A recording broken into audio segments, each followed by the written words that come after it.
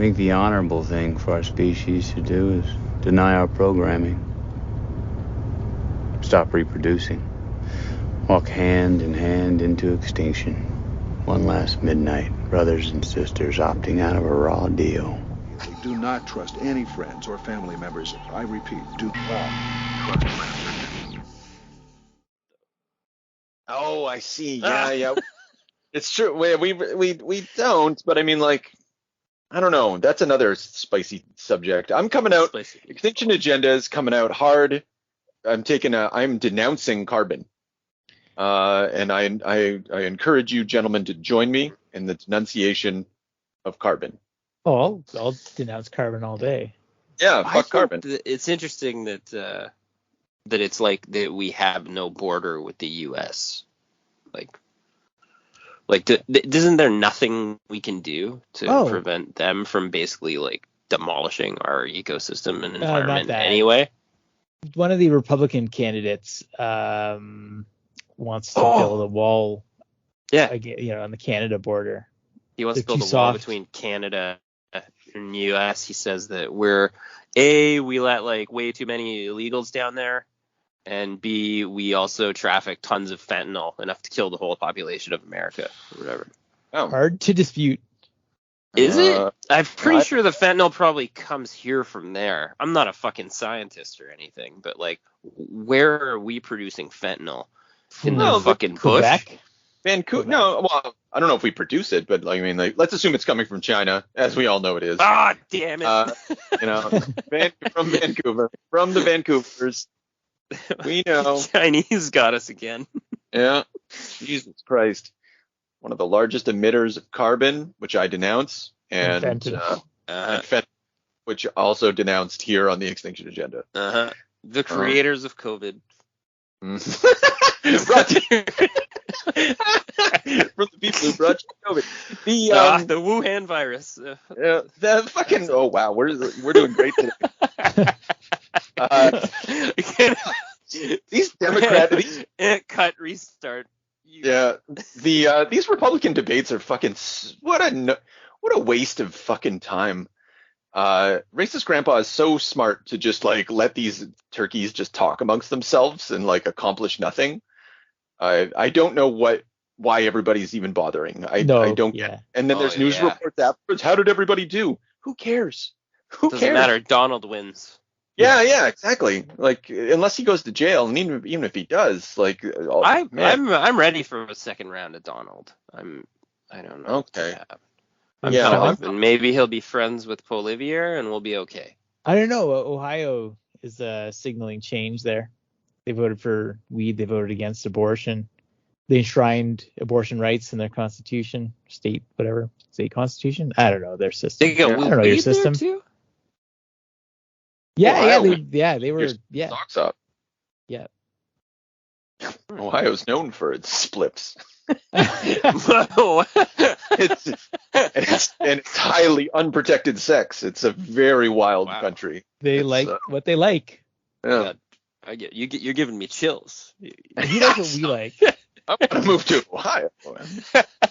You also get to marry your cousin?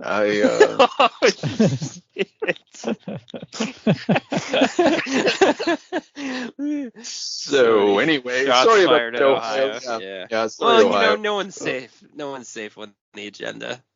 Yeah, that's true. Definitely not up and coming right. Yeah, not the fucking young hacks of the 2023. Yuck. Yeah.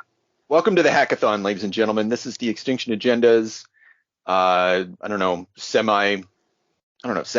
tournament. I feel like we do like 2 a year. Quarterly tournament. Maybe, yeah. I don't know. Do people like the tournaments? It's hard to say. You can tell us, ladies and gentlemen, listeners, you can tell us whether you like the tournaments, and you can tell us whether or not you like this tournament, because this is the worst tournament we could have possibly imagined. This is worse than the image tournament. And also, too, for close friends of the agenda, please, let's hear from you. Yeah.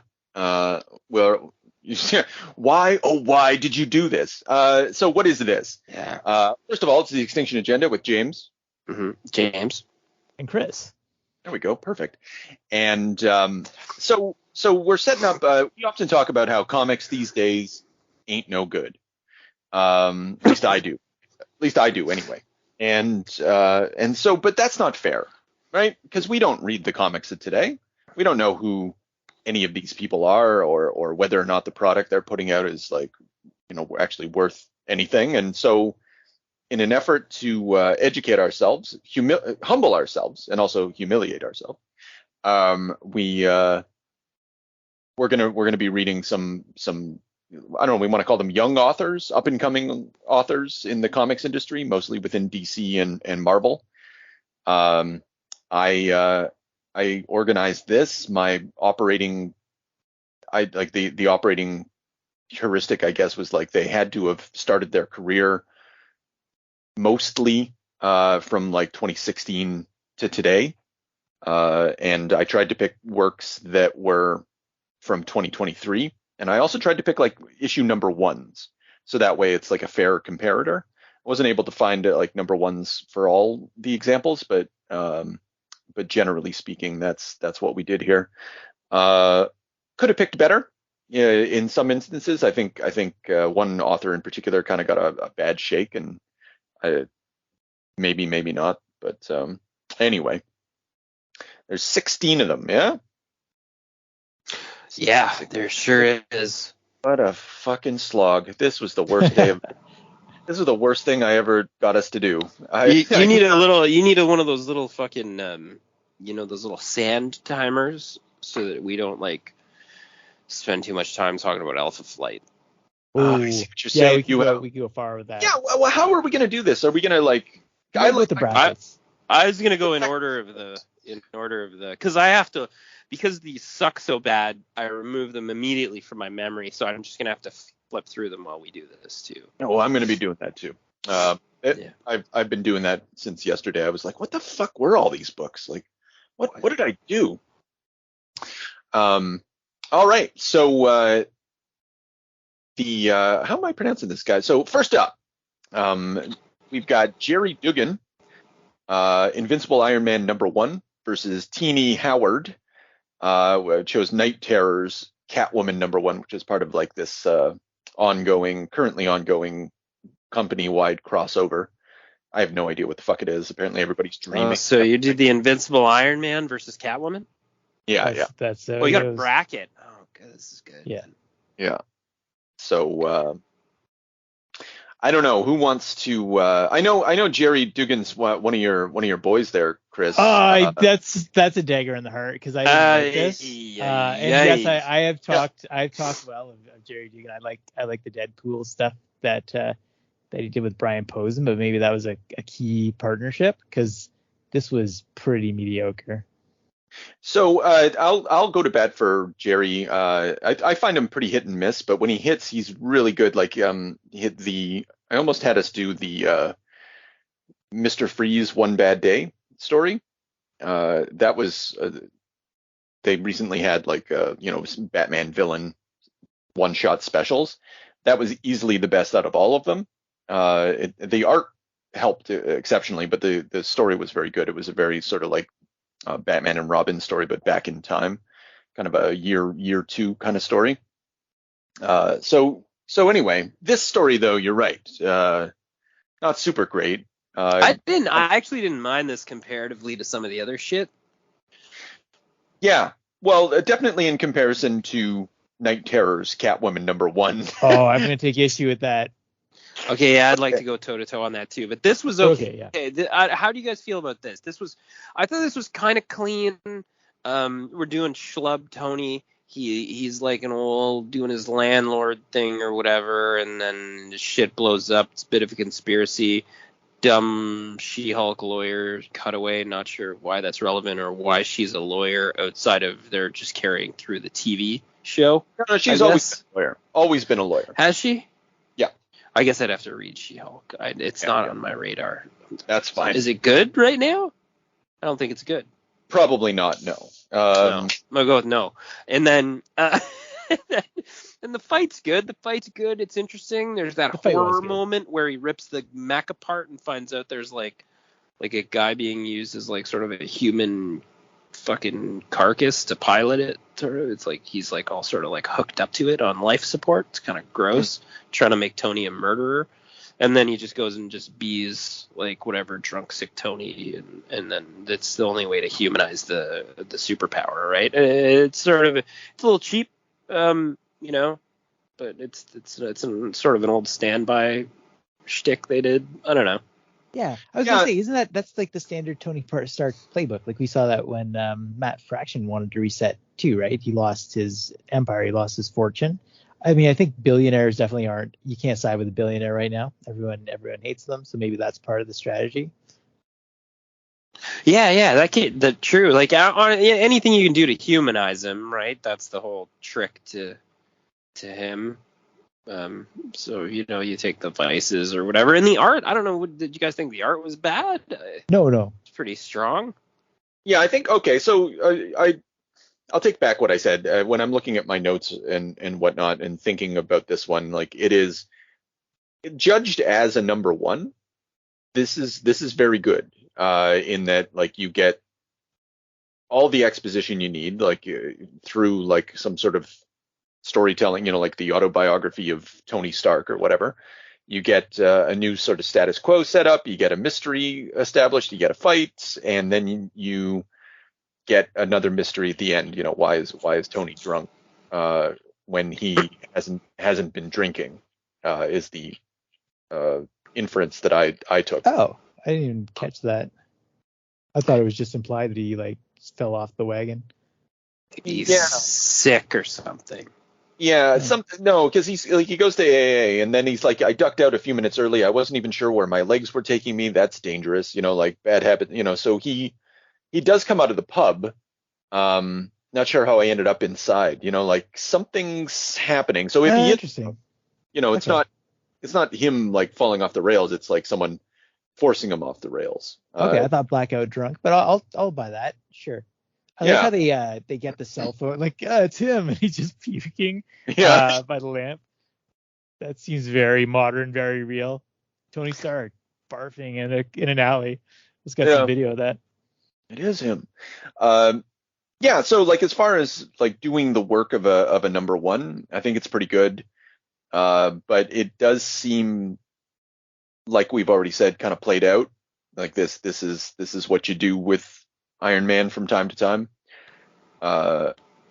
and whether or not that sustains the series going forward, like I don't know. I didn't find myself wanting to read issue 2, but I did. That's a big test for me too. That's the standard that I kept coming back to. Would I continue with the series? Do I care that he is in a dumpster? Like, is this like fucking Al Simmons? I don't know. Yeah. But in comparison to Catwoman, Night Terrors, Catwoman number 1, I was like, this is such a. Why is it called Night Terrors? Well, it's part of a crossover called Night Terrors. We got our little blurb at the start. Wait, do I have the right one here? I don't know. Is it says called Catwoman back in Gotham and the cat wants in? No. This has the cover. It's got. How could you have got this wrong? I gave you all the issues. Yeah, I'm in the hackathon. Well, we had the two Catwomen, the background reading, so it could be. Oh yeah, I put issue 39 in there, but there's a Night Terrors one in there too. Oh, Night Terrors, yeah, I read that one too. Okay, that's good. There it is. Yeah. I was in the wrong Catwoman. I like the other Catwoman.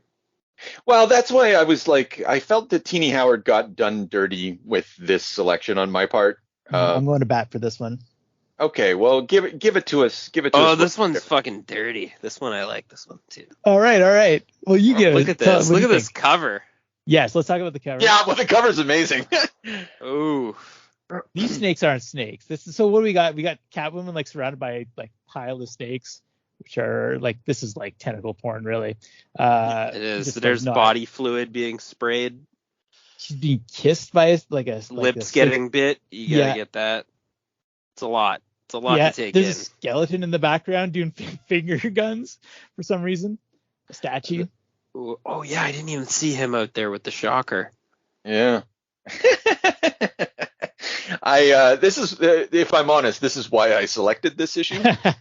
It's like, okay, well, whatever the fuck this is, we got to read this. It's a number one, and I knew that. I could tell. So yeah, a mysterious and deadly new villain named Insomnia has struck. The entire world has been forced into eternal slumber, including all the heroes and villains, as Insomnia searches their dreams for the Nightmare Stone. Can the heroes survive being trapped in their own darkest fears? And then this is a story about that, I guess. So, sorry, would you be able to tell based on this premise what Catwoman's darkest fears are? Because I don't know that I can. No, I'm not even sure anyone's dreaming. She's definitely trapped because like I didn't realize until the end, but like none of this makes sense. Like there's like tons of psychosexual dream imagery. There's like nuns. There's Catholic repression. There's a fucking like her sister uses an incense censer that's a mace for some reason. It's all ridiculous. Well, yeah, it certainly is. And yeah, like I just don't know what, like as a number one, like I know this probably isn't meant to be a jumping on point for anyone in the world, and so maybe judging it by that standard is inappropriate. But like I was lost in a bad way in this comic, like a zombie soup kitchen bad way. yeah, exactly. And like you understand it has a quote unquote dream logic attached to it. You're like, okay, well, things are weird, like I guess in the way that a dream is weird. I'll work with that. Yeah. So Catwoman's fears, actually, it says right from the beginning. I was trying something, and she does so using mixed metaphors in a way that just like screams that Tini Howard doesn't know how to write. But I always wanted to make my city better, and I won't let someone sow chaos in the ashes of my good intentions. Like. What? Yeah, well, you can't sow. First of all, chaos is not something you can sow, and you certainly don't sow things in ashes. It doesn't make any fucking sense. And yeah, she's just worried about her city and chaos somehow. And the art's atrocious. The art makes me want to cry. The color, the dialogue's great. Terrible too. The art's just brutal. And like also like I appreciate the kink effort, but like milky eye is not the way to go if you're gonna try to make something kinky. Is that like not you? That's not carrying over from the comic, right? Hold on a minute. Yeah, pause. Okay. You know what? I'm gonna have to roll that back, I guess. No. I'm just wondering, is that like something that's canon in Catwoman now that she's like her face has been slashed up, or is that just that's part of her nightmare that she's? I think it's part of her nightmare. Okay. Like, and that maybe. Yeah. Like the fact that we don't know makes everything kind of like. It's just super lost. Like, does she even have a sister? Who? Yeah, that's confusing to me too. It feels like this is all sort of like inserted into her life. Speaking of that, like the chaos, like this is actual dialogue. I saw someone I had to stop. You saw him with a snake. He's trying to cause some kind of chaos. Yeah, we have to stop him. No one would talk. It's just like so abstract. Like nothing is concrete. It's it's quite bad. Again, it's a dream, so maybe it's supposed to be like that. Yeah. So I'm not sure how to judge it. If am I judging it by the wrong standard is intelligibility too much to ask? Yeah, I think it's too much to ask. I think you got to accept, like, they've been saddled with a directive from DC to like play ball and be part of this crossover. So that's, we got to give them credit for that. Did you guys see? So Batman shows up. Yeah. It's like sort of the joke is around. Did you guys notice that there's like when Batman's like knocked over in that pile of snakes, he's got a bat bulge? No, I happen to have missed the bat. Oh yeah, he's got a bit of a bat semi. Oh yeah, my goodness. All right, I'm gonna just save that picture and try to share that with the audience later. They really wanted you to see that. Yeah, you know what? I'll say one thing. You pointed out the artist Leah Lays or whatever. Her Instagram is all fetish art, and kudos to her for not drawing a flat crotch, because most of the time from your superhero artists, you just get flat crotch Superman. Jim Lee's the king of the flat crotch. That's true. Yeah, that's like Yeah, that's a travesty. Yeah, I appreciate a lot of the poses and things she's doing. It's pretty raw. Even though I just said the art was atrocious, it is atrocious. It's not. It is. It's not. It's not for. I kind of like it. Not. It's like it's very raw. Like it's almost not really like for comic books. That's fair. I kind of like it anyway. But yeah, sometimes when you just get the same shit over and over again, there's sort of something refreshing about it in a way, That's what I felt with this comic. Go ahead, James. I was just going to say there's a lot of potential in the art here. And I would like to see, it feels rushed. It feels like, or the inker didn't do something good with it, because seeing the Instagram, there's a lot of tight pencils. Like there's a much better work on her Instagram account than in her comics illustration. And so like, I don't know what that means, but I just it feels rushed to me. I've seen, I feel that I know what a rush job looks like now after like 30 years of reading comics, 30, whatever. Got a sense for like people who aren't producing their best work. Anyway, you were saying something. Yeah, no, I don't know why. I just kind of like this. I think all of our lives, comics have been catering to like horny, like teenage boys. And this is like an all-girl team, like maybe producing something for rebellious girls with thoughts and feelings. Like, go ahead. It's do your thing. It's fine. Well, you don't want to see Tony do the fucking same thing he did last week over. Yeah, that's exactly it, right? Like, just something different. Okay. And so maybe it cuts both ways then. Maybe your positive evaluation is also simply a result of the fact that I chose like kind of an anomalous like it's a weird crossover. And I don't know if it's Tini Howard in particular who is making this, who would have made it weird. Like I guess I continue to think that I did her bad, even if this turned out to be a more interesting work. You're persuading me, Chris, by the way, that this one ought to win over Iron Man. Like in terms of mission, like achieving a goal, like mission accomplished. I think Gerry Duggan's a good soldier, but and Tini Howard is like someone who disobeys orders and and stays in the rear with the gear and just kind of fucks around and gets high. I'll agree with that. Yeah. I don't know if like I still feel bad making it go forward though. We looked at the you're making me feel like this Iron Man's really dubbed standard to a fault. Like, yeah, it's like the worst of a post Ultimates sort of reboot. Like, I don't know. What do you want to see go forward? That's I'd say go for the weirdness, but I'd say I'd like to see a few more of these poses, a couple more ideas, maybe Catwoman rolling around in bed some more, something like that.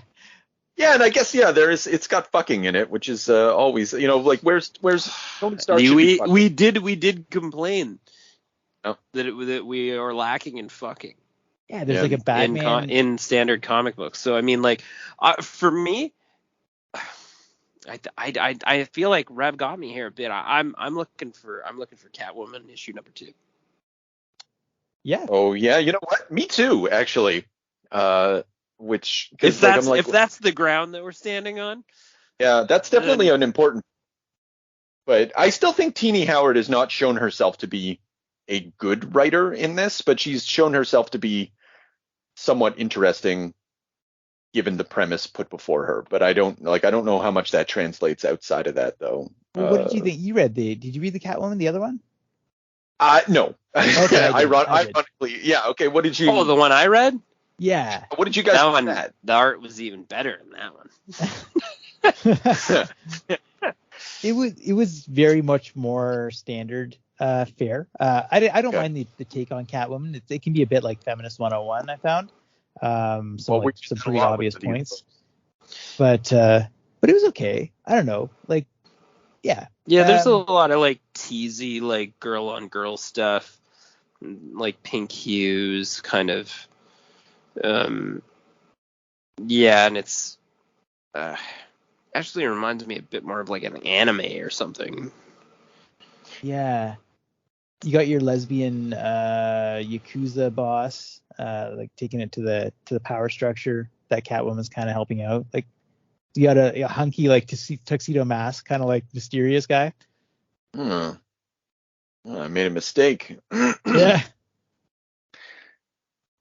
I'll tell you, I like the Nightfall or Night Terror one better.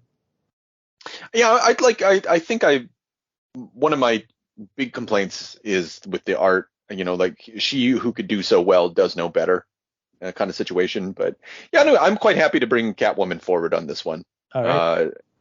Knocking out poor Gerry Duggan in this instance. Sorry, Gerry. What have you done for me lately, Gerry? Yeah, Gerry, nothing. Gerry, your dub standard puking Tony can stay right where it is. His and also like I also read his Uncanny Avengers, which is like a mix of the X-Men and Avengers in relationship to like the fall of the Krakoan thing. Anyway, it also is kind of meh. I think he's capable. Like I'm repeating myself, but he's capable of some good stuff. And then the rest of the time, he just seems to be collecting a paycheck. And good for him. I wish that was my job. Like that's a good problem for him to have. Next bracket, we got so these people they work in a duo often, so that's why there's the two of them. There's Colin Kelly, Jackson Lanzing, Guardians of the Galaxy #1, and then Tom Taylor's Titans #1. Oh fuck. Speaking of collecting a paycheck. Speaking of I'm gonna come out early and say that I think in terms of the I say Guardians of the Galaxy is the superior comic in this instance. Yes. It does the work of a #1. Like it was exciting, and at the end I wanted to read issue 2. I thought it had great action and it introduced all the characters and it did the stuff. Yeah, it had a good start. It's cohesive. Little bit of who's this artist? Oh, I should put it in front of me here. Kev Walker. Kev Walker's got a little bit of like Mike Mignola sort of vibe. Yeah. Going. And I don't know, it was like exciting. Turned out cool Drax intro. Yeah, I'm interested in what's happening with this horrific planet Groot. So yeah, I'm with you. That was Teen Titans. I don't even want to talk about it. No, we're gonna. Yeah. You can. I thought it was also like it had a kind of an elegant opening. Like the problem with Night Terror's Catwoman #1 is like it was. I find Tini Howard writes her scripts too densely. I've seen this in other comics of hers, like Excalibur and that kind of thing. She makes it a little too busy, and there's not enough of there's pace missing. I find that she doesn't have a pace. There was a good pace in this comic, the Guardians of the Galaxy, and a good see, some called them a team, others called them a family, but what they were was a fire, and a fire only ends one way, and then they end the book that way. I don't know. It's calling it poetic is to give it too much credit, but it was very competent as far as like scripting goes. It was competent, yeah. Yeah. I found this one just maybe a little bit up its own ass, like a little self-important, but it was fine. I agree with everything you said. I kind of like the libertarian fringe world that they kind of are visiting, the Fold. Just sort of like this place where everyone kind of colonized and took it over, and they're just kind of like fiercely committed to freedom. Whereas the Guardians are just trying to get these people off the planet because the Groot planet's about to destroy it. We have Grootfall. Yeah, it's a weird position for them to be in. Like, I don't know what the status quo was before this. Obviously, I think this is a new status quo, and there's a mystery here. Yeah, and Groot's like absorbing people. I think it's a little cartoony, but that's the art. Like the art is good, and then sometimes I find it's just a little too cartoony, a little too there's a particular guy he used to draw Transformers comics. I can't think of it. Anyway. Yeah, what's wrong with Titans, man? Go ahead. What a great What? comic. What even happened? Fucking, The best part of this comic was the first page where Wally got shot and I was interested to see what the Flash was doing. And then that was stripped away from me and I was fucking fucked. Yeah. I can't stand this art. Doesn't do any favors either. Like everybody's face is a little too realistic, sort of. You know, it's like soap opera-ish. I know it's bad. It's so heavy. And then I love the Beast Boys having a nightmare and like, Ray, yeah, I have you. Like, oh, it's good. You have to have a nice strong woman to take care of you because you're post-traumatic stress. He's such a bitch. It's soap opera is great, but it's worse than that. It's like a teen soap opera. Yeah. Which again, it's like this is the Titans. These are adults.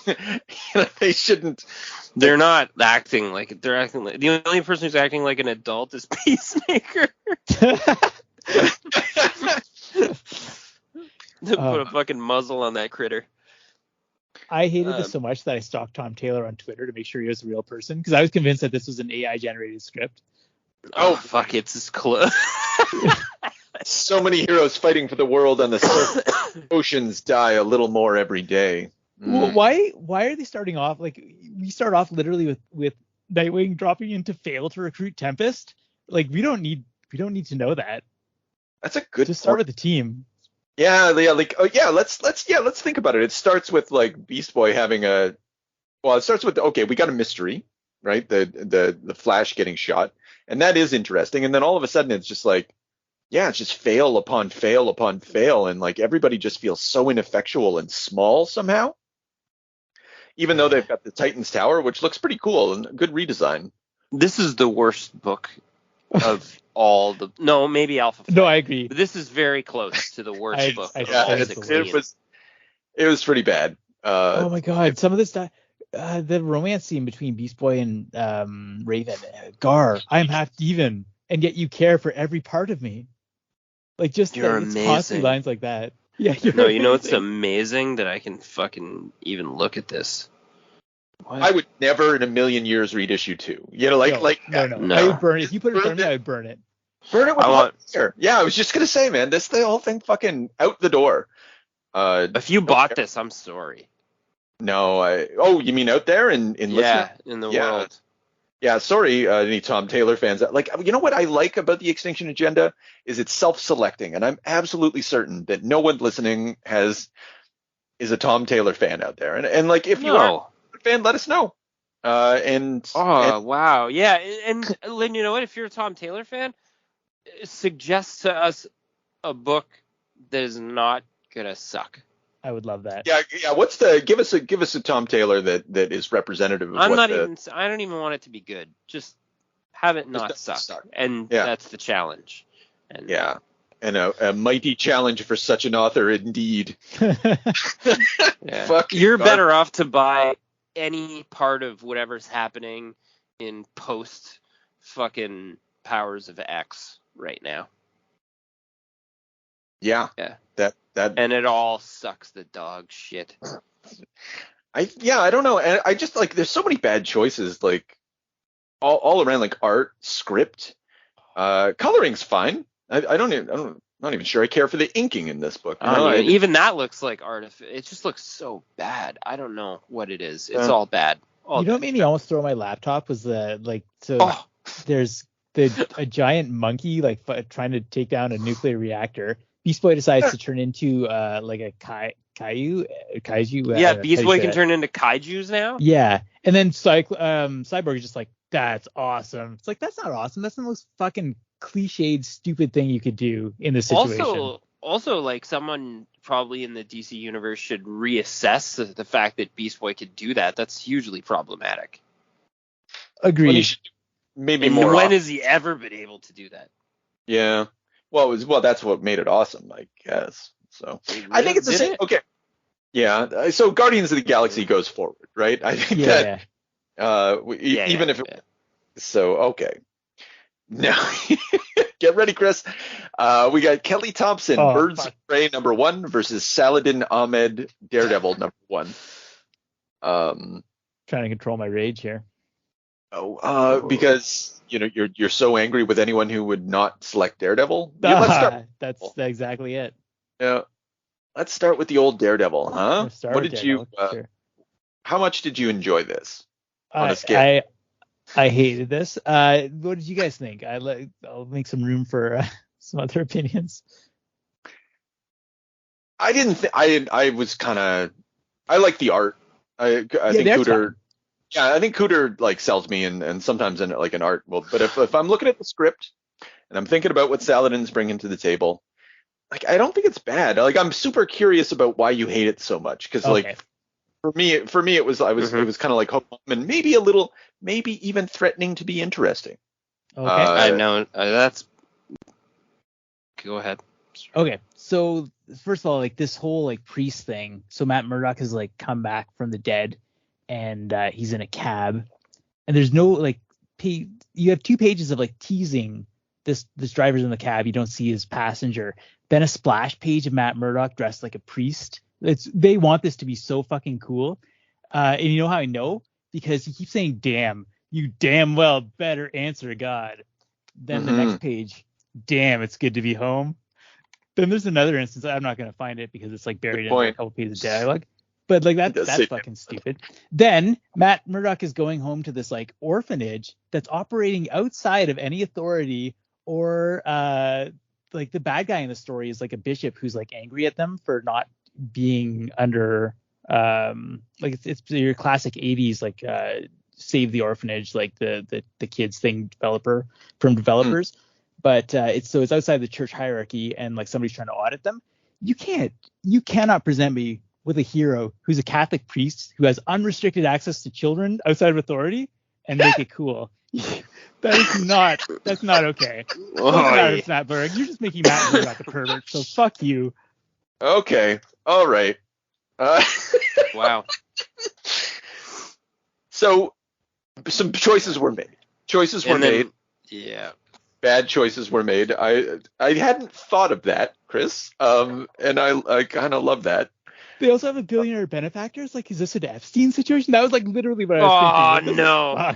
Jesus, it's like the QAnon. They're just kind of like, I don't know what to make. Maybe this ties into your ideas. Maybe it doesn't. But when he finally turns into Daredevil, he literally comes out of a closet. And I don't know what that means exactly. Like, well, there's so much like there's a big homoerotic undertone to. Like this demon or whatever comes out of nowhere and possesses Lady Daredevil, who I'm not sure, is that Elektra? Yeah. Who's now Lady Daredevil, which I don't need. We already have Elektra. Not sure when I guess that transition is sort of post Zardsky.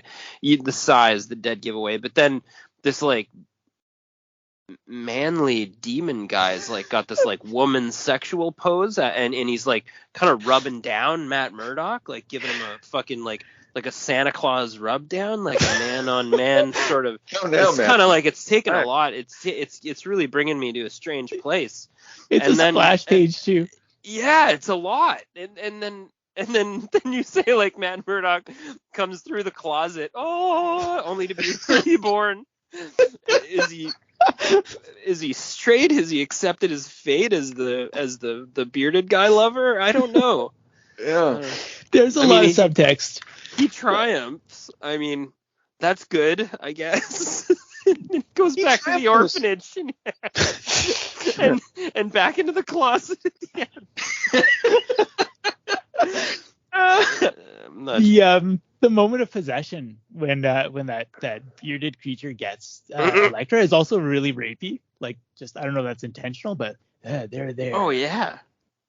Elektra is she's always not always being raped, but I mean like she's like the original rape victim of comics. Oh god. Dude. Just relax. Yeah, she gets the treatment. You never want that. Yeah, from the jaundice man. Fuck. Yeah. You're kind of selling me on this comic being good though. Like that's what's happening. conversation. Oh. You're like, yeah, it does have more unity than I expected. I'll say that. Yeah. It took me to a lot of different places. Birds of Prey is seeing a little tame now in comparison, but like I had picked Birds of Prey to win originally because I thought it was a pretty competent and like a good number one that led me kind of feeling like I want to read number two. At the very least, I understood what the stakes were and who the characters were and everything. Like there didn't have a lot of unanswered questions, unlike Daredevil. You liked Birds of Prey? I did. I thought it like I didn't really like I wouldn't pick it up by choice. Let's be clear about that. But having read it, I was like, this is pretty good. I'm with you. It's got. True. It had sex too. It had the sex. Oh, yeah, that always tops our. Well, arguably, Daredevil had the sex too. Oh yeah. Well, yeah. No, but like the creative team on this is really great. Like Leonardo Romero's art, for my money, is pretty fucking solid. We got Jordi Belair colors, lettering by Clayton Cowles. I don't know if that's how to pronounce that last name. The art's really unique. It's and so's the coloring. The coloring's like a real. It almost looks like a watercolor. It's a really. There's a lot of deliberate things done in the coloring that are like really unique looking. Jordi like Belair, that I like to see. I like to see some variance outside of my computer coloring. Yeah, and she's the best in the business right now. I buy comics specifically for her work now. I like to see her choices. That's Is that the colorist? Yeah. Okay, you guys are selling me a little bit. Yeah, Kelly Thompson's script is very. You had mentioned earlier about a lot of girl power stuff. This is the girlist power girl comic that. That's fine. Yeah, it's really unapologetic about it. Yeah, and like fuck you, it's a whole girl team.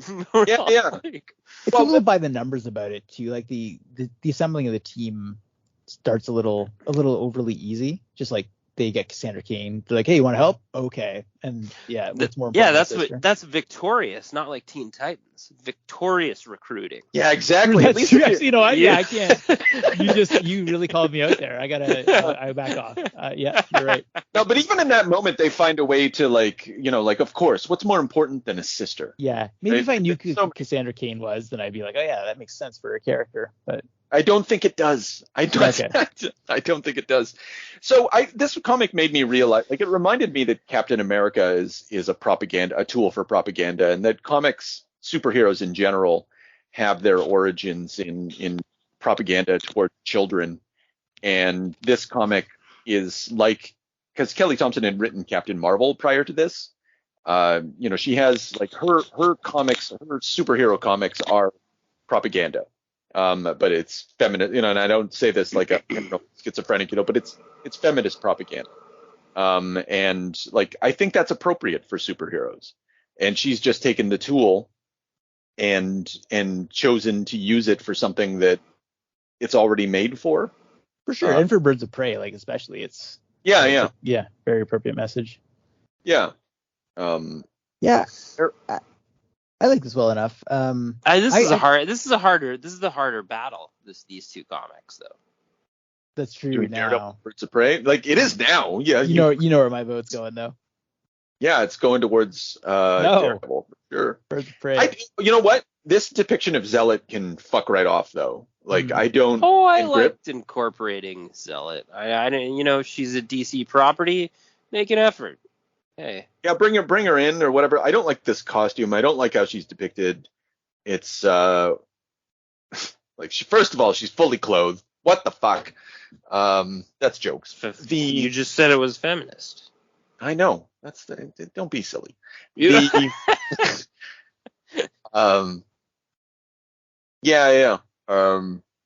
Shit, I lost my train of thought. I just don't like the Zealot. It didn't seem like the Zealot that I knew, putting aside the costume and everything. But that's just a nerd complaint. That's the grifter man right there. Yeah. Still shacking up with Zealot. What a nothing changes, huh? I thought this got pretty fun when Harley Quinn gets involved. That fight between Cassandra Cain where she just like kicks her out the windows like, no winners today, Bat. Just kind of free falling. That was a good moment. I continue to have troubles with the way in which like the power level of Harley Quinn has just been increased essentially just to make like she's gone full Deadpool in that like Deadpool didn't used to be as powerful and zany as he used to be, and then like that's now he is, you know. So yeah, I'm here to make sure cool ass little girls get to grow up to be cool ass women. I'm in. I really like that impression. Yeah, that's my Harley Quinn. No, it's not very good. I do like her response at the end when like it's explained to her what the mission is, and she's like, fucking no way. Yeah, it's basically a Suicide Squad book without being a Suicide Squad book, right? Yeah. That's a good twist but I guess like Birds of Prey was always kind of you have to remember this is a Chuck Dixon property. That's right. Oh no. Yeah, it's all the more fitting that it's turned against him.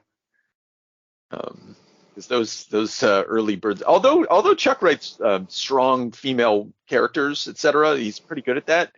All they ever did in that book was talk about like their boyfriends, and the first issue is literally about some guy who was like stringing two of them on, and they were both kind of in love with. It was really stupid. Classic Chuck. Yeah. Anyway, Birds of Prey or Daredevil? I don't know. I kind of want Daredevil to go forward. I really, really do. Because it's funnier that way. But you know what? You sold me. I will vote for Daredevil. Yeah, I'm good for Daredevil. I still think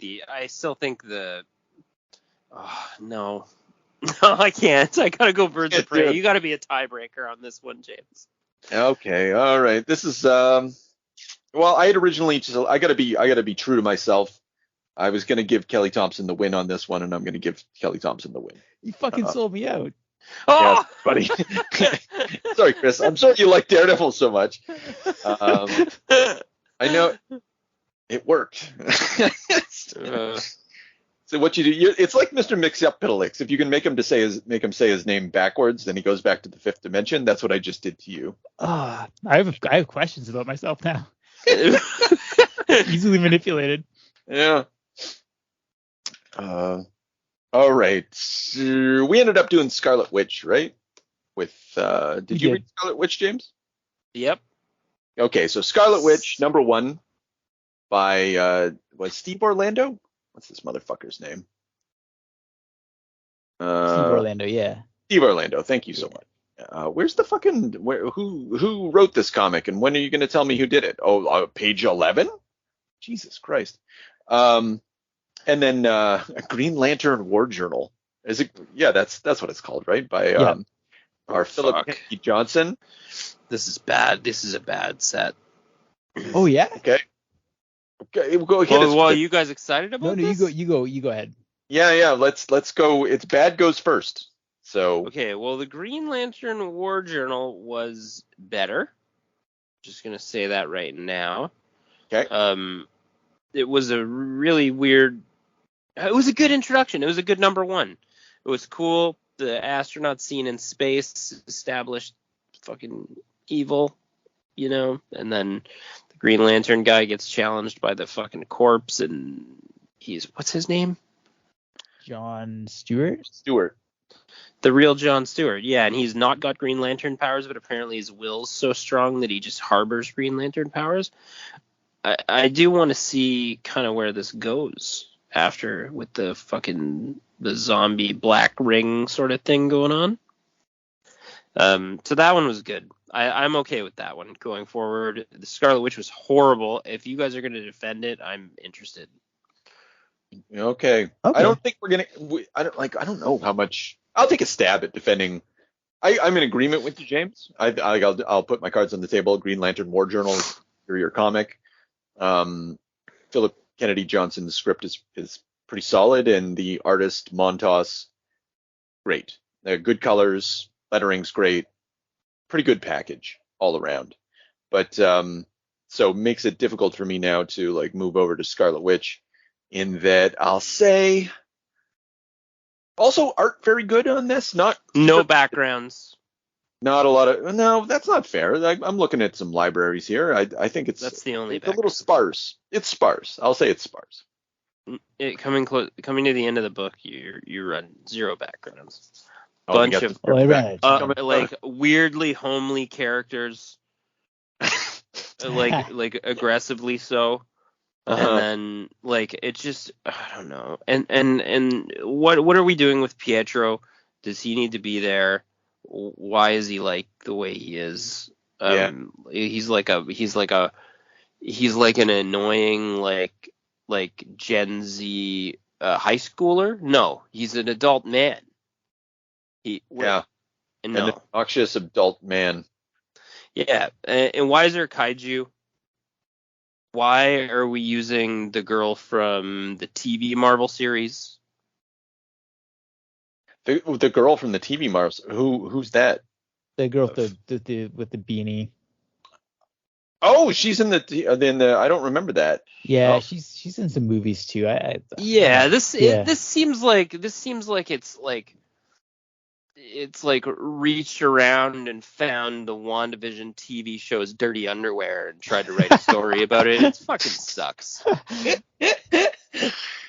Yeah, and like how many times are they going to try to? So I bet if we did a review, and we're not ever going to do this, but if we ever did a review of Marvel's, every time Marvel attempted to rehabilitate Scarlet Witch after what John Byrne did to her, and then after what Brian Michael Bendis did to her, you can't do it anymore. She's like fucking ruined. She was never anything interesting to begin with, and now that they did some interesting things with her, now they have to like make her into a good person again, and like I never buy it. I don't. She's on this redemptive quest that I'm like there's no stakes. Yeah, it's gonna turn. Yeah, and the most interesting thing about this is the Scarlet Witch design page at the end of the book where I get to see the shoe detail and stuff. That's harsh. Fuck this book. I didn't mind this one. What? Yeah, like I don't think it's great. I don't think it's good. I would read a second issue if you told me it was good and put it in front of me. I thought. I like the ending. I'm intrigued by that ending. The thing I kind of liked about it is like her own kind of brand of justice is sort of not superhero-y. Like she finds that corruptor guy, turns him into a statue, and she's like, hey, you want to like knock him down with some chisels? That's up to you. You know, whatever. Think about what it means to your community. I don't give a shit. I'm out of here. So that felt very I don't know, her own spin on things. That's really all I have to say. I don't have a lot to say about this one. No, and actually, it might actually be a little interesting in a way that I didn't think of before until you just said that. Like, so, like that, like, are they attempting to tie this into this notion of like memorials and statues? You know, like whether or not like statues need to be taken down. You know, like they probably are. Yeah. Yeah. Like it's not super clear that that's what's happening, but basically that's what happens. She's just like, I'm gonna memorialize you. I'm gonna turn you into a statue, and they can decide if they're gonna like get rid of you, the corruptor. I think she ultimately argues that they have to keep the statue, though. I think you're giving too much subtext to it. No, I think I am. No, I think I am. Like that doesn't mean that maybe Steve Orlando wasn't going for something like that, but then he sucked. So that didn't happen. For sure. Don't worry. Green Lantern War Journal all day long. Over this shit, but we're just we got to give it a fair shake. I actually had really low expectations for Green Lantern War Journal. Me too. I loved it. The art was so solid. Yeah. Did you guys know? So like, Green Lantern War Journal, it breathes, like the art's great. Did you notice that there's not a single caption box? Like it's all dialogue. It moves so quickly. I loved it. Oh my goodness, actually, and go ahead. Yeah, then the opening is like, as a Lovecraft nerd, like you got your nod. That you know what? So in a few pages, these astronauts you're never going to see again are characterized. You kind of like get a sense of feeling for this character who's trapped in space. There's a disaster. She's kind of adrift. Then this Mhm. purple ring appears, and she's like corrupted. And then there's a little nod to Lovecraft. It's a door to the stars, but not our stars. That always happens, like when people kind of end up in an alternate dimension, they kind of like realize, holy shit, like I'm not in my reality anymore. Right. So I'm intrigued. I'm hooked right from the beginning. You got a bit of like tapping into some of the best contemporary sci-fi, like Mass Effect, and kind of echoes of Leviathan Wakes for anyone who's familiar with that series. This is really cool. And then immediately right after that, and like illustrated, like I know we're just writing about we're talking about the authors, but I mean obviously this is comics, and like this comic looks great. And then you cut over to like silent panels, and like everything's explained that you need to know about this dude. Like he's just tired, like he's depressed. He's watching like the gas gauge is almost at zero, and he's just at a red light. And he's thinking about like what I used to be, like I was flying around in space with a ring, and then, and like there's this constant like, so that you've got the space stuff and it's big and it's grand, and then, but Jon Stewart's life is very down to earth, I always earthy, literally. Yeah. And silent, like there's and when you indicated that there wasn't any dialogue panel or captions, like that's something all these other comics have, like in spades. There's just never any silence in these things. Yeah, it's like all no, but it's because the young, it's like I'll say like younger writers and newer creative teams and stuff, they don't have the chops to do this. To do two silent pages, you have to have a lot of confidence in and I feel like your artist and writer have to have some knowledge of each other it's a gutsy thing to do. It's fucking swagger actually, because it's like all the background, all the exposition you need in 2 pages of zero dialogue, just images, and I know exactly where this character is. Yeah.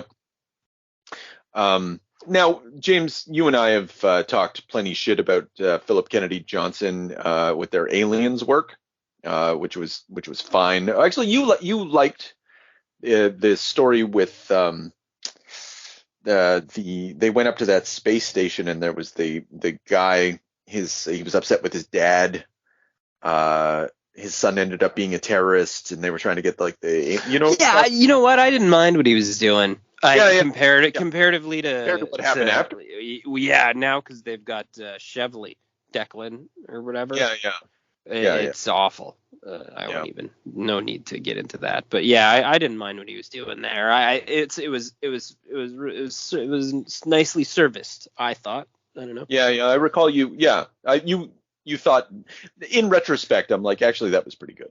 And Aliens is a low bar too. Like, like if you get something middle of the road, you're like, that was okay, that was good. Yeah. So yeah, we like most of this comic is Jon Stewart interacting with his grandmother. Sorry, who's the lady? Is it his mom? I think it's his. I didn't catch that actually. If it's his mom, or his grandmother. I feel like it's his mom. Yeah. Anyway, she has dementia. There's memory loss. He's dealing with that. Yeah, he says mama. There we go. Okay. So yeah, he's got some real problems. And for whatever reason, there's like, I'm not curious, and this isn't Philip Kennedy Johnson's fault, but I am not curious about the state of the Green Lantern Corp at this time. Like, it seems like there's some kind of police state though, like they've locked down planets or something. Yeah, probably. It's I think that could have been done better, but I don't think that it's the author's fault. I think that's some baggage that they're stuck with, and they're trying to make the best of it. For sure. Like it seems extraneous to like the actual plot here. Yeah. Love that he uses the lantern power to like make that image of the little girl to kind of like calm his mom down, or to kind of placate her episode of dementia. Like that's and that's actually like right, like that's the advice that they'll give like at your Alzheimer's Society, to if you can just kind of like work with somebody, like don't upset them unnecessarily. Right, okay. Yeah. And getting back to the silence, like, Mama, listen. Yeah, there it is. Ellie is, years ago, she And then there's the silent, he takes a deep breath and hell with it, and he does his thing. Yeah, it's got this has heart. I didn't think much of this author until actually reading this comic, but I think I said to you, Chris, Grant Morrison thinks pretty well of this author for, not that makes them better, but I wondered why. That means something, yeah. Yeah, and I'm kind of I'm a little less wondering why now. Yeah, I'm reading more for sure. Yeah. Their Superman run is very good. I'll say that. I didn't think it was exceptional, but it definitely caught the vibe of Superman really well. I didn't necessarily like the story they were telling, but they got Superman really well, which is difficult to do, to say the least. So yeah. Anyway, Green Lantern goes forward. Safe bet. Yeah. Oh yeah, definitely. Yeah. Yeah. All right. We know what you think. Woo. You're right, Chris. This is going to take a while. We're at a fucking hour already. We can two-part it if you want. No. We're going. Let's just control. I think this next one's going to be super easy. Amazing Spider-Man. Some of them will be quick. Well, here's the problem.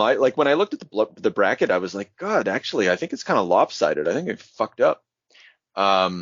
Amazing Spider-Man number 31 by Zeb Wells versus Jed MacKay, Doctor Strange number 1. Oh Jesus, this one's hard because they both suck so much.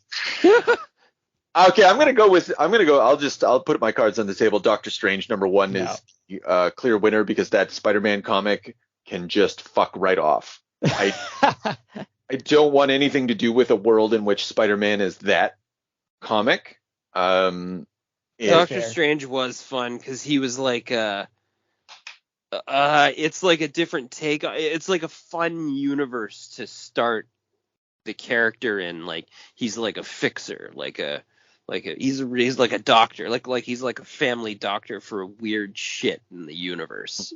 It's just I don't know. I just thought it was kind of a romp. Art was amazing. I'm glad coloring is good. But I wasn't sure what you'd think of it. That Pascal Ferry guy, I got love for him. Oh yeah, it's smooth, and coloring and just really great lines, almost like stained glass. I don't know. That's just a good package. And Spider-Man, that was fucking, I don't know. Was that Romita again? Yeah. Yeah, I feel he's dementing. No. He's not that old either, but I feel he's dementing.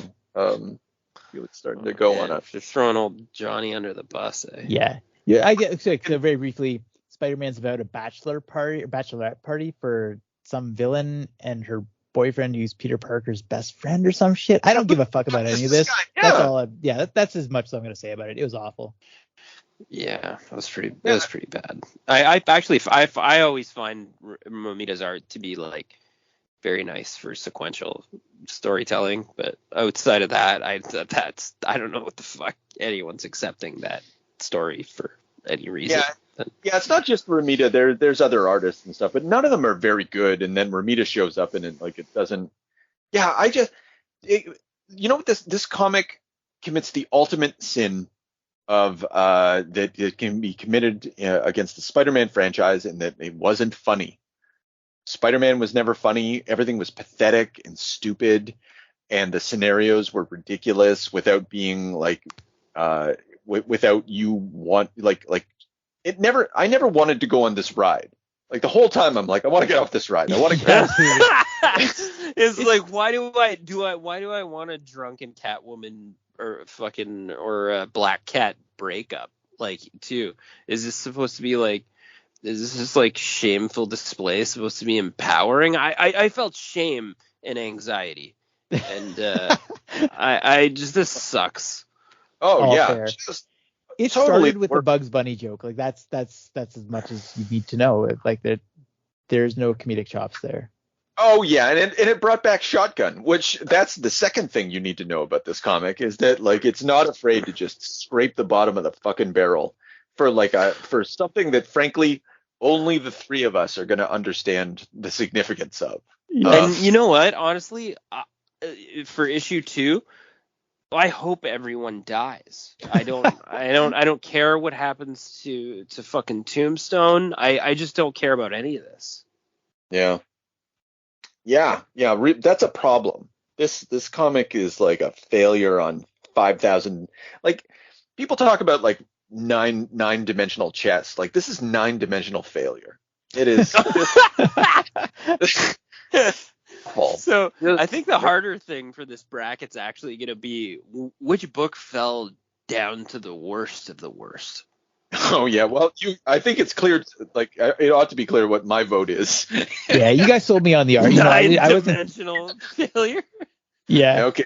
Just looking at the art on Doctor Strange, it looks nice.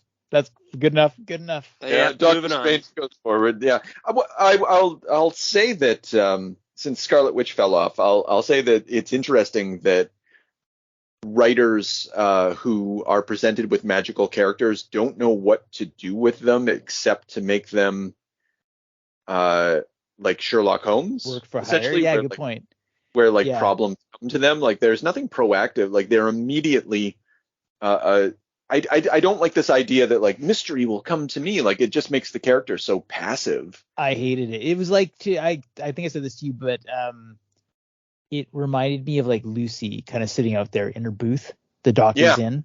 Yes. Like, yes, that's it. And then these like the shitty cameos, like this was just like, it just wanted you to be so impressed with like the fact that like a bunch of characters are showing up in Doctor Strange's book.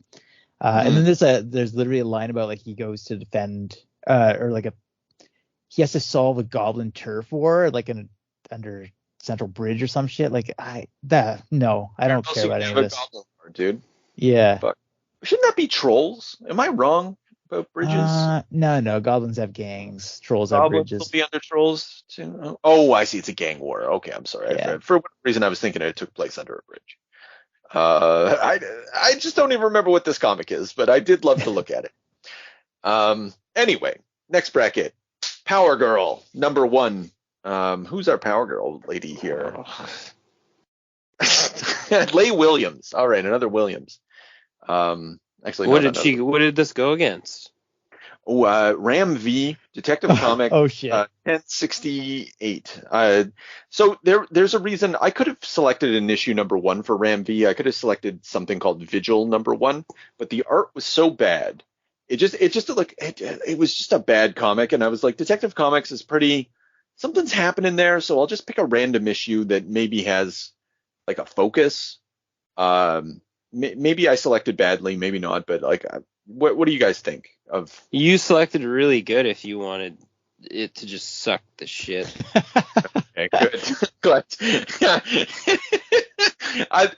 Frankly, dude, like they're all the same. It's a smear. Like Ram V's Detective Comics is a smear. Ram V's Detective Comics is worse than Contagion. Wow. I didn't think you'd dislike it this much. You hit me with it. What's going on? The whole pack. The art's like it's not even legible. The whole package is just awful. We got two authors. We got two. The artists are Ivan Rice and Raphael Albuquerque, who are normally fucking great. But continue. Yeah. Why do I care about Two-Face? Well, I guess I'm gonna change the question and say like, okay, that's not the question. Shouldn't be why do you care about him? The question is, do you care about him? And so I'm assuming no. No, yeah. The answer is what is going on with the eye finger guy. I this was just too much for me. And then what was this gear switching into even further into worse art? And then experimental storytelling. Yeah, that's a different writer. That's Cy Spurrier, I think, and a different artist. I ignored that too. Yeah. And the only thing worse than that Detective Comics book was Power Girl. Wow. Yeah. I don't dislike Detective Comics as much as you dislike it, but I thought it was kind of okay. No, I'm giving it the win. So not to worry. I just wanted to take it. Yeah, Power Girl. I think I had to stop I think I just stopped reading it at one point. It took me like 3 days to read it. Holy shit. I don't understand what this comic is, and like Power Girl? Yeah, like, okay, hit me with it. What the fuck is did I this? just defend Power Girl? You have to defend Power Girl, Fuck. please. Yeah, Okay. I just thought it was like baseline competent. I don't know who the fuck Power Girl is. She's Superman's cousin, maybe. I don't know if she's from an alternate Earth. She has to infiltrate something. I don't know. I think by the end of it, I kind of knew what her deal was. She's sort of trying to stick up for the environment. I liked her speech where she like has to, what's she do? She's presenting some sort of like technology. There's an she's saying like, sustainability is a farce. All tech relies on slave labor. So I like that it's not afraid to like swing at some like bigger political issues. And there's sort of like an alien who hates Kryptonians shows up to do a terrorist attack, and he's like basically accusing them of colonial crimes. I guess I like its politics. That's fine. It wasn't super great. I kind of, again, at the end, she disarms this giant bomb by sending it to the bottom of the ocean, and there's political fallout with the Atlanteans. There's like environmental consequences. So she's kind of fucking up all over. Yeah. Superman's like giving her chewing her out. She's got to find her own way on Earth, and it's just not easy. Okay, well, I'm gonna build off that a little bit, just because like looking at the book and thinking about it, like, is it about a white feminist trying to deal with intersectionality in a world where like she's also trying to be like an environmentalist? Like she's just not intersectional enough. Holy shit! Yeah, you might be right. Is the problem here maybe it's a white savior narrative. Yeah, but the funny thing about that, let's assume that is true, then like Superman's the most intersectional because he's very upset. Don't you realize how complex the web is? I don't. He's super. Yeah, well, he's and a man.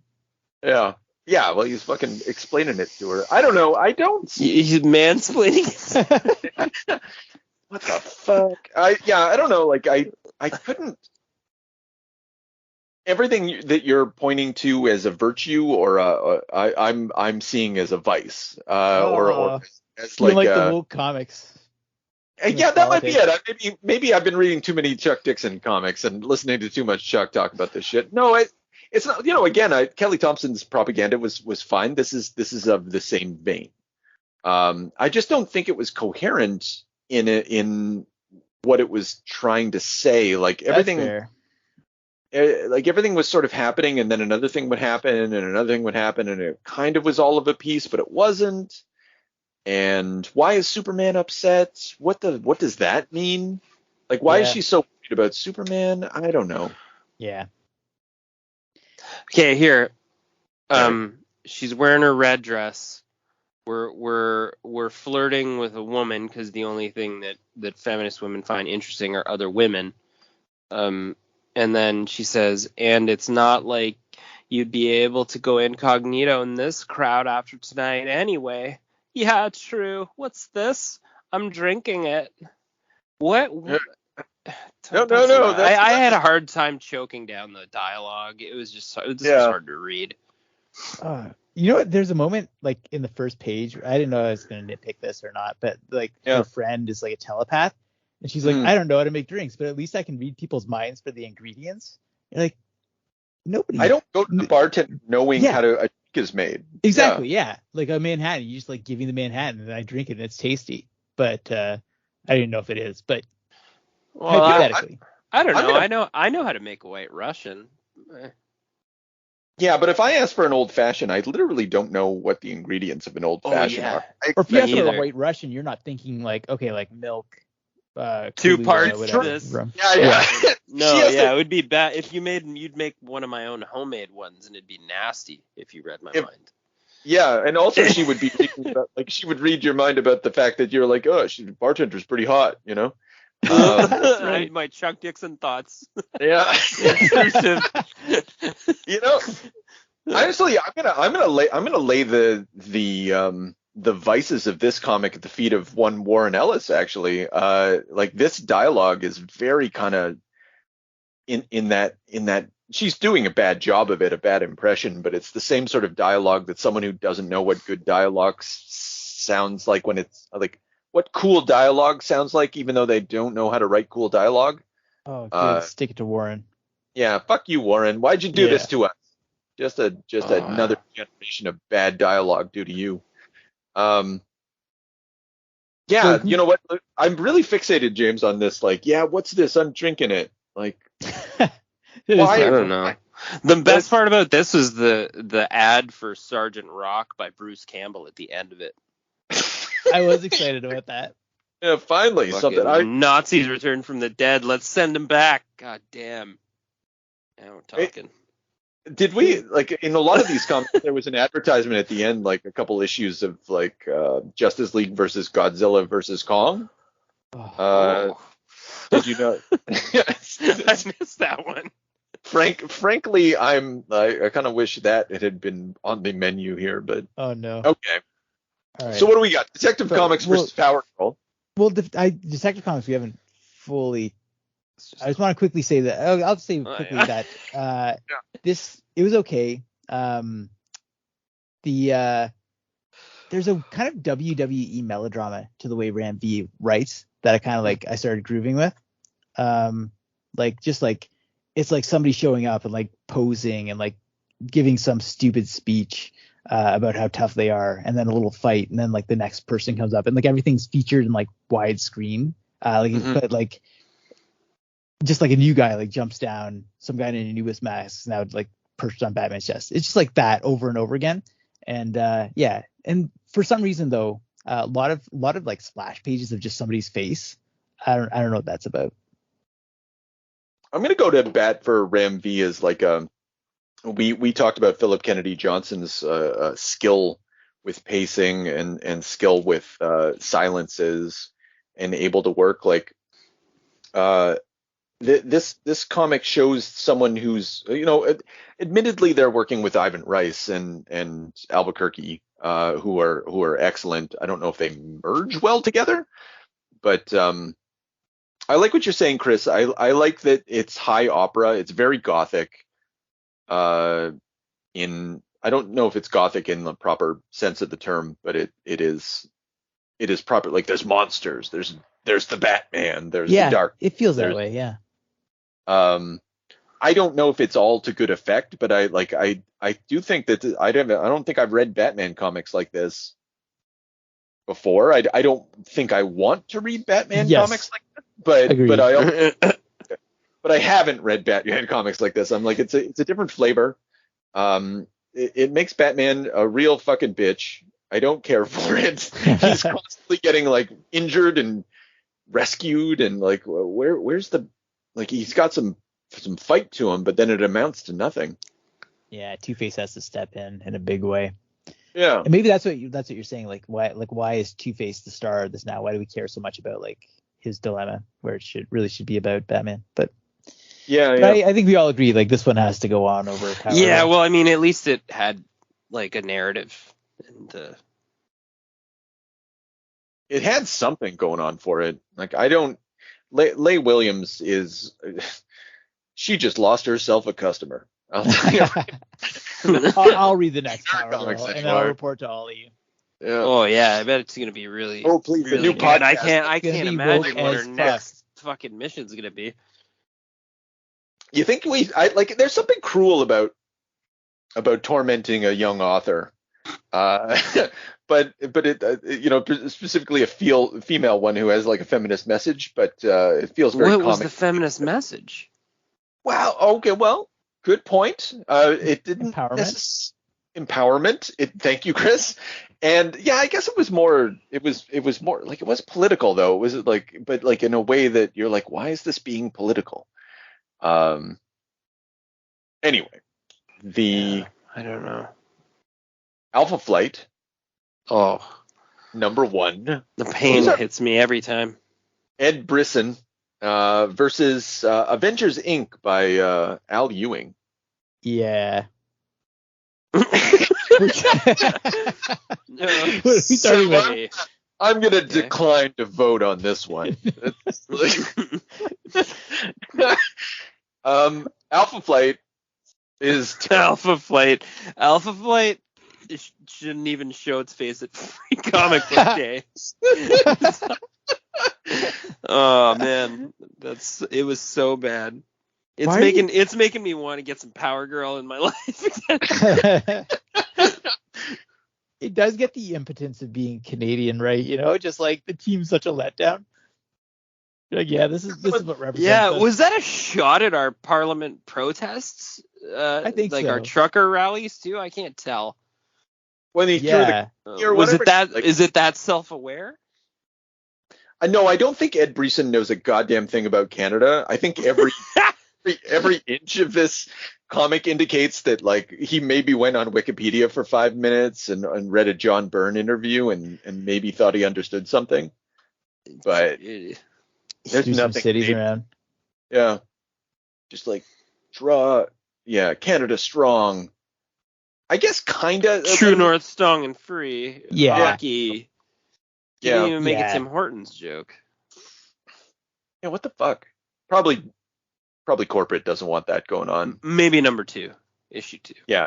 At a certain point, that's one thing that maybe is missing. That would be the one way that you could convince me that you knew anything about Canada, is if you understood the ubiquity of Tim Hortons. Just how it's like totally. I don't think any, to my knowledge, like non-Canadian writer doing like Alpha Flight has, or even Canadian writer has really like properly tapped the zeitgeist. That's true. Yeah. Anyway, dude throws coffee at Guardian, and you're a sellout. So hanging in the background of all of this is fuck. I don't even want to fucking talk about this. Hanging in the background of all of this, like this plot, is whatever's going on in the X-Men books. Like the X-Men have been so Krakoa's fallen, it's destroyed or whatever, and all the mutants have been ordered to leave the Earth. And so they're over on Mars or some shit, and then Earth is like super hostile towards mutants at the moment. And Alpha Flight is pretending to be mutant hunters for Canada. But surprise, they're not. Which actually, I was really happy to get to that last page and discover that they weren't literally hunting. Yeah. That was an unearned twist, though. Like, because they get tooled throughout this whole thing. Like, they get their ass kicked. Like, they lose out that guy with the cell phone or whatever. Like, they get caught on film. They just look stupid through the whole thing, and they're pissed about it. Like, I don't know, like, why are they acting to themselves? That, you know what I mean? Like, this is just so hacky.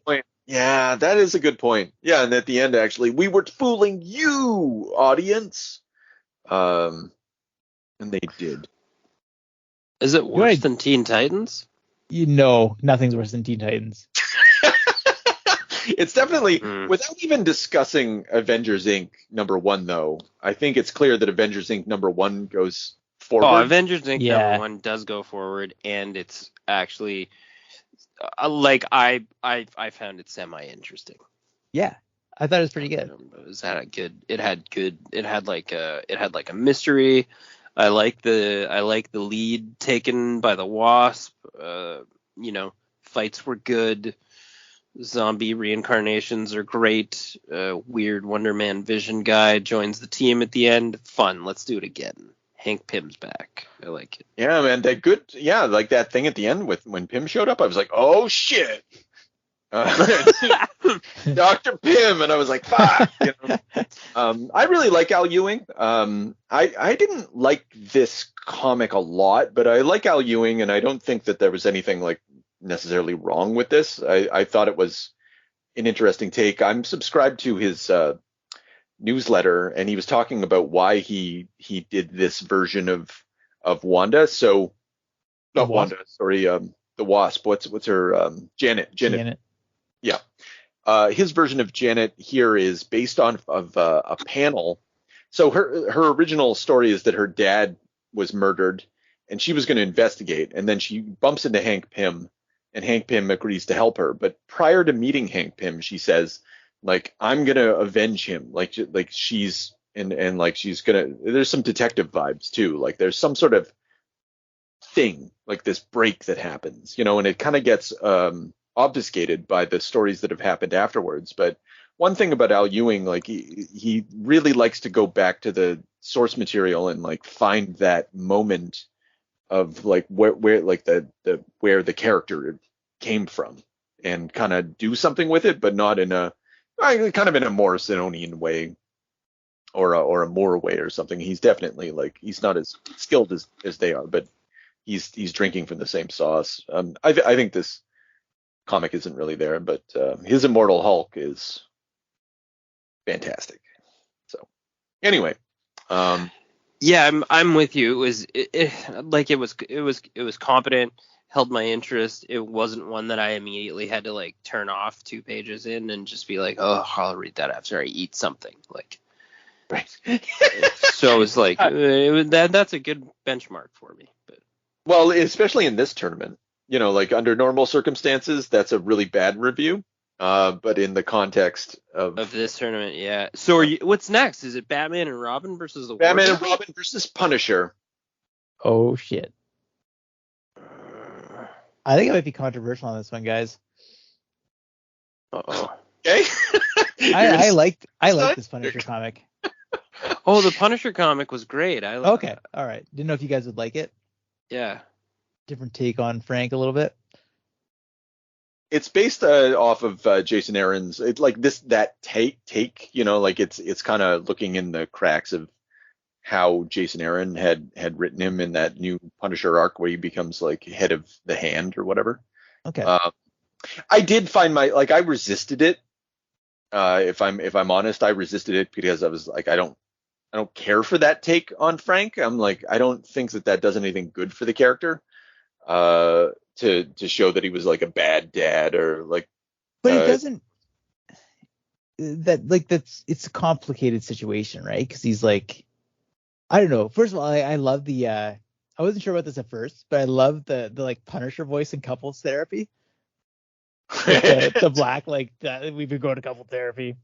Yeah. It's just and like just seeing this is sort of like reverse engineering the fridging. It's kind of like taking a look at like, okay, like central to Frank's mission is the fact that his wife and kids died, and that like fuels his rage against the criminal underworld. But what does it look like when Frank's actually in a relationship? And I think it does it in a pretty interesting way. I think it's like it's complicated. Like it's almost like a Breaking Bad kind of thing where he's trying really hard, but he just cannot get back to civilian life. Yeah, his post-traumatic stress is a that's a hard thing to play with too. It's a real stiff subject matter to say the guy's just like walking through life kind of like as a shell with this like fucking post-traumatic stress, kind of like having a hard time giving a shit about his neighbors and he's like making an effort, but he's just like it's like he's just was in the shit a little too long and he's awkward still, I don't think that this comic is depicting post-traumatic stress. I think it's doing a bad job of depicting like a Frank who like there's that question that keeps being posed by Maria. Where's home? Yeah, where's home? And like home for him is the battlefield. He's the fucking Punisher, right? This is like the Hurt Locker kind of interpretation. Funnily enough, I've never seen that movie. Oh, okay. So basically, he just like he can't go back to civilian life. He keeps coming back to the battlefield. Right. Yeah, no, and so spoilers. What happens in Jason Aaron's run on the Punisher? Like Maria's brought back through magic by the Hand, and it's revealed that she was going to divorce him on the very same day that that the gang came round and killed her. And Maria and the kids, right? That's too tidy, and I don't love that. Whose fucking idea is that? That's Jason Aaron's idea. Good. It's a good idea, right? It's very really?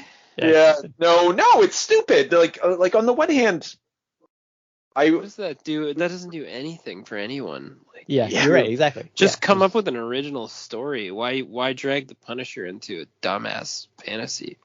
Like, Jason, that's not even a good what if idea. That's just depressing. yeah. Okay. But in this version of the universe, it makes sense. So let's get back to this story and ignore what Jason Aaron like kind of does with all of this. Is like, this is he's shown mowing the lawn and making love to his wife and whatnot, but like there's serious trouble here. Like Frank's absent and very pathetic. Like one thing about this comic that I kind of like and kind of don't like is that like Maria's kind of homely, Frank looks like shit, and they're just like they're not. Frank isn't super at all in this, despite the things that he does. Like everything's, I don't need it to be sexy, of course, but like everything that I understand about the Punisher in the world of Marvel Comics and his appearance and how Maria's been depicted in the past, children, none of that stuff's there. Yeah, I don't love the art. The art's good, but I don't love the way that this artist depicts faces. Yeah, Maria's like a roughed up like dumpster woman. Like I don't know what she's got, like 1980s bangs. It's like very. I guess everyone just looks like an exhausted, like I don't know. It's just like everyone's face is like, it's hard to describe. Everyone's tired. ugly. Everyone's tired and ugly, except for the Russian. Except for the Russian, yeah. I was just looking at him and I was like, yeah. He's like straight up like 80s. And actually, Ivan Frank Drago. kills a lot of mobsters without really like batting an eyelash. That guy's fucking knees broken, face broken. This guy's smashed through the fucking window. His face is hamburger. This guy just got his entire jaw and fucking nose probably orbital bone broken. This guy's face got kicked off, and then somebody got lucky with a needle. So really, I am sort of impressed with him overall. But it's classic Chuck Dixon Punisher in that like he ends up getting tied to a chair and like becomes ineffectual as a consequence. Oh yeah. I'm impressed with the gasoline wash away all our sins. Sets the house on fire. That was good. Yeah, I think it got stronger as it went along. Like I picked this one for the win over Batman and Robin #1. So it is. But so let's try and like figure out what's going on with Batman and Robin #1 though. The art is fantastic. That's something. The what? The art? You like the Yeah, art? love the art. Joshua Williamson, right? Is that our boy? It's experimental. I don't know that I liked following it as much as I liked looking at some of the pages. But that's very fair. It doesn't have. Yeah, that's really insightful. It's like moment to moment, like something just blurs. It's like every page is like a poster. It's gorgeous, but like. Yeah, it's a real blur. Like following the action and stuff is a little lacking. That's all. It doesn't pass the no dialogue test. Yeah, you're right. As much as it's cool, and I do like it. Even Simon de Mio, we're doing art and color. It's clearly all done on the computer. Yeah. And very good really cool light effects. Very odd, like really what do you call it? It looks like kind of experimental to push those kind of light sources that way. Yeah. Yeah. So let's like script. Oh, go ahead though. I was just gonna say in the house that they're in, like as they kind of like come in or are being shown around, I just like my heart's kind of swelling. It looks like a cool place to be, it looks really neat. Yeah, I think there's a lot of virtues in all of this, and I think that's why I was surprised that Punisher wins out over this because I don't like the art on Punisher at all, and so that I think we didn't say who's the writer on the Punisher book. Oh, how would you even say that? Yeah, let's we forgot what we're doing here. Where it's a tournament of hacks. So it's Grønbekk, I guess. I don't know. Torunn, Grønbekk, sorry. or Grønbekk. Sorry, wait a minute. Do I forget how to read? There we go. Yeah. Torunn Grønbekk. Let's go with that. Good enough. Yeah. It's I kind of want to see what else they write. They're pretty. They don't have a lot of credits under their belt, and they managed to do the Punisher correctly to an extent, and that's actually hard to do. He's one of the more difficult characters. Lots of people. Yeah, like I can read a lot of. You can read a lot of Punisher issues and Shoulder Shrug, and that one was like fun. Yeah, it was unique, and I wasn't sold at the beginning either. I was like, oh, what's this? And then like by about midway, I was like, okay. Yeah. So what's Joshua Williamson up to with Batman? And Robin? Yeah, that's the problem. I'll say that I kind of a little like. Okay, so I'll be frank and say that like Damian's not my favorite Robin. I think he has his moments. I think obviously Morrison's version of Damian is memorable, but I would have been quite happy to have him died and never come back. Because it's a difficult dynamic, like the super child, like the young Bruce Wayne who's just as competent, and it eliminates some of like the classic Batman and Robin dynamic. They're not meant to be father and son. I don't know, not meant, but I mean like that's not the relationship. No, and it like when it's written by Grant Morrison and you're on this like cerebral ride, you know, it's a different sort of a special one-off. But like you say, it diminishes Batman too. Yeah. Where I'm dealing with like struggling dad Bruce Wayne, I don't want to go there. No one does. Yeah, because he's got enough. He's a creature of the night. He brings vengeance, right? Yeah, right. Yeah. Well, there's just a lot. There's a lot it just takes the piss out.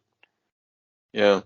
That said, though, okay, so that's not a complaint about this comic in particular, because like that's not Joshua Williams' choice. That's what he's stuck with. I kind of actually like the positive relationship between the two of them opening up, where they're beating up the gangs and like, this is a serious situation, Robin. Focus on the safety of the hostages. Then we'll keep score. You know, it's fun. Like these two were having fun together, and that's kind of a little bit of that's a nice change from the grimdark. Is it? Well, I think so. I don't. Yeah, go on. No, I want to see this version of Damian. Like I want to see him have to go to high school and get bullied for his interests and have to deal with like stupid high school dances and shit like that. That would be hilarious. I don't know if that's the direction they're going. This one feels like it's written for like it feels like a conscious effort to appeal to the sensibilities of teenagers and try to grow a young audience. The anime style like just kind of earmarks that right off the bat.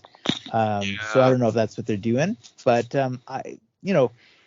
in theory, not bad. I think some of the dialogue is really stiff, like just like like even if as they use they don't use contractions, like no, you cannot drive the Batmobile. Like Bruce Wayne's not gonna talk like that. Maybe Damian, being a weirdo who's raised by assassins, but I don't know, just there's something there, the ears off. The end, I don't know what's happening at the end at all. Like there are a bunch of furries show up, and then the ending is so stupid. Where Batman gets attacked by bats, and then Damian, they have like a turf war with bats. Father, they're attacking you. You're the Batman, though. What the fuck? Yeah. To be concluded in Bat versus Man. Yeah, and not that on my last watch. Yeah, exactly. I don't want to know. I'm done. Yeah. It's a shame. It was kind of interesting up until like page 17. Yeah. Because I one thing that so your Robin character, they go to high school. You know, like Dick Grayson went to high school, Tim Drake went to high school, Jason Todd I think went to high school. You know, like that shit gets all lost when you've got Damian Wayne, because he doesn't need to go to high school because he's a petri grown super soldier, like too grown up for his body. This is a nice way of trying to return to a classic scenario. Yeah, and inject some humanity into that character to force him to deal with people who aren't, I don't know, like ultra soldiers. Yeah. So why do you do what you do, Jamie? I don't know. I don't think it was all bad. I thought it had some good parts, but Punisher War Journal base. By surprisingly, I think too. My problem too with like a lot of the Damian dynamic is like it feels like Jean Paul dynamic a bit. It's like I've been there. I don't know. But I think because it's a kid, I don't know. I kind of like Damian. I hear what you guys are saying. That's fine. To me, you're just saying that they need a good writer on it. Maybe. And also, like, no one has crotches. What? Big Irish curse artist. Oh, Irish curse all over the place. Yeah, I'm just trying to I don't think frankly this book avoids crotches altogether. I'm not. A lot of crotch shots, nice and flat. Oh, yeah, very. Yeah, it's no Night Terror. Yeah. I think that's what's missing. All right. Okay. So we're done the first round. Thank Christ. Well, yeah. Now we just have to talk about the winners and losers more than address the books. The books are on the table. All right. So what do we got here? Catwoman Night Terror versus Guardians of the Galaxy. Oh my God. Oh man. Yeah. I'm saying Catwoman Night Terror. Me too. I think Catwoman Night Terror moves past Guardians. Don't fucking do it, man. Don't put Night Terror going all the way. So sorry. I mean, like I gotta stand with it. All right. Well, we didn't agree to vetoes or whatever, but if I had a veto, I would veto this. No, I don't think so. You kind of betrayed Chris earlier, so that's true. Yeah, you were. All right. Catwoman #1 Night Terrors. Can we at least try to justify for ourselves why, or to me, why are you doing this to me? Sure. But same answer. I didn't think the Guardians was all that good to begin with. I just kind of went along with it because you guys seem to like it. But it was like, what is? Yeah, you're giving me a bit of Chris Pratt energy. You kind of ripped off Mandalorian, Timothy Oliphant, and then you put a Groot monster at the end. Come on, get out of here. Yeah. Are you saying a bit of the game Borderlands? Yeah. Big yawn. Tired. Okay. Now so Catwoman getting her lip bit. Oh. Yeah. The wow. cover alone.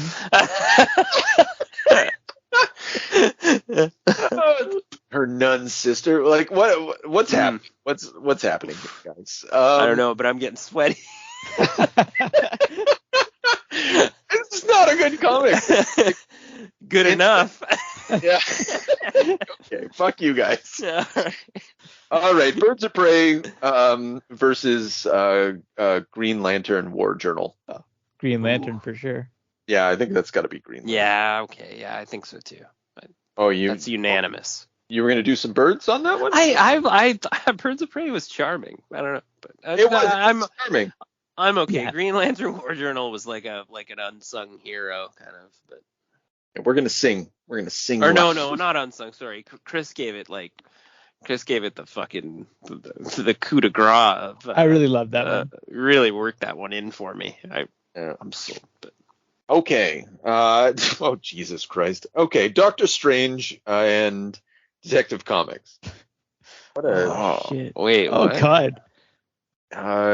That's bad. I want to say Detective Comics. Yeah, I think I'd have to too. Yeah. Okay. Because I just think Doctor Strange looked good, but was flat and empty. It was a fucking nothing burger. Yeah, issue #2 is not on my radar. Yeah. Okay. But I might one day seriously. This is the best compliment I can give to Ram V. I might seriously skim his trade paperback in the coming weeks. Wow, I like that. Yeah. Okay. Detective #1, and then Avengers Inc., which we didn't really talk about a lot, versus Punisher War Journal base. Oh.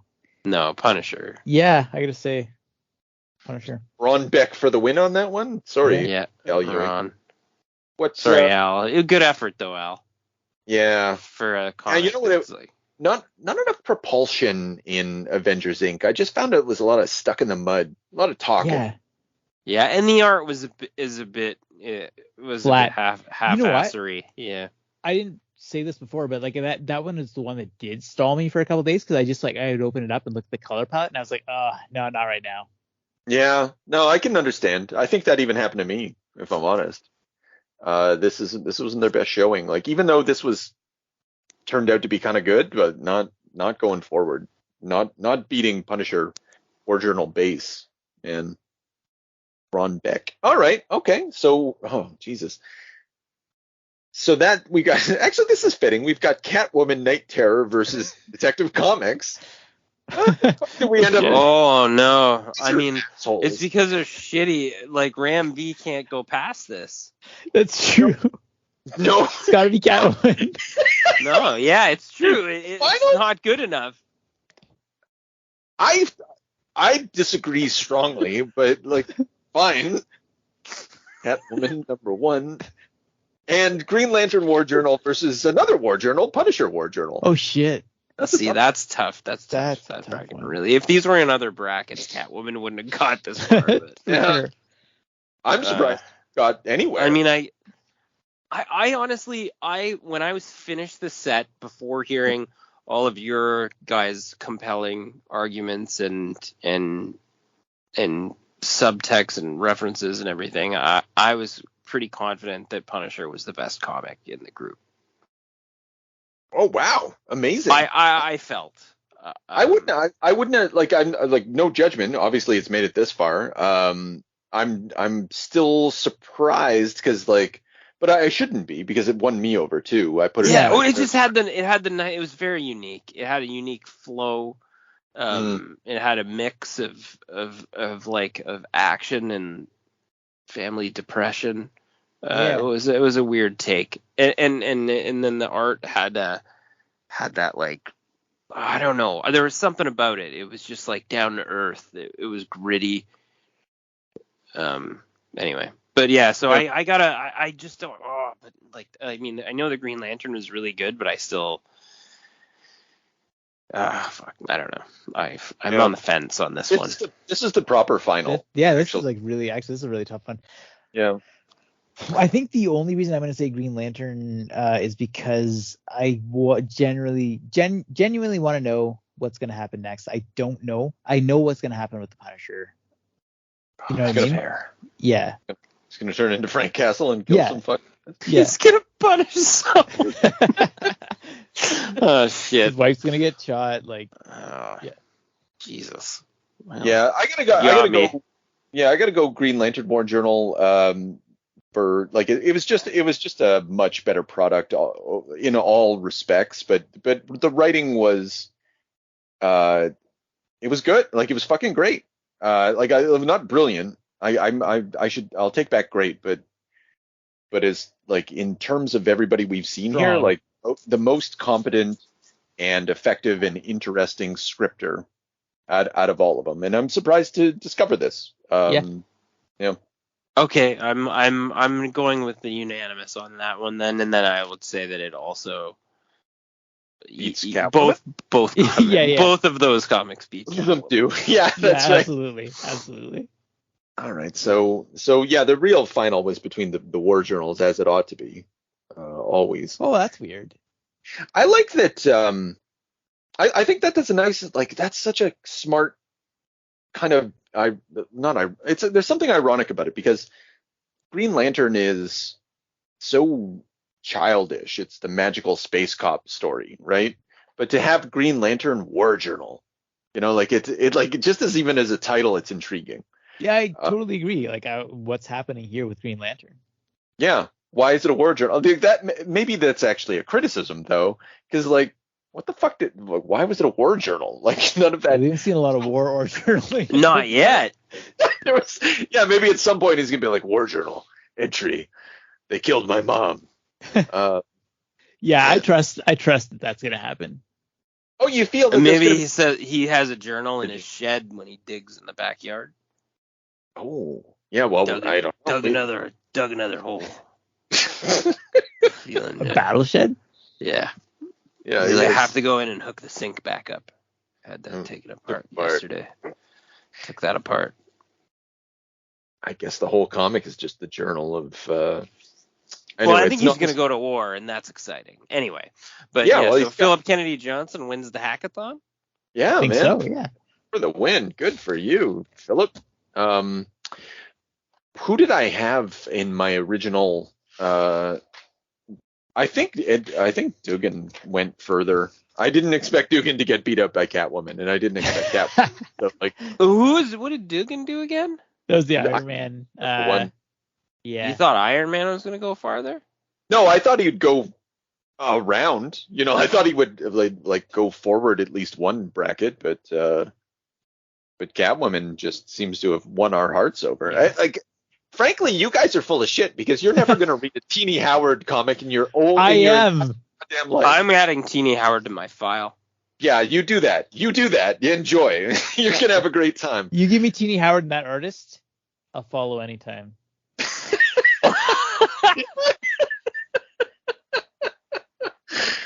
All right, that's the end of that. Now, all we need is a little energon and a lot of luck.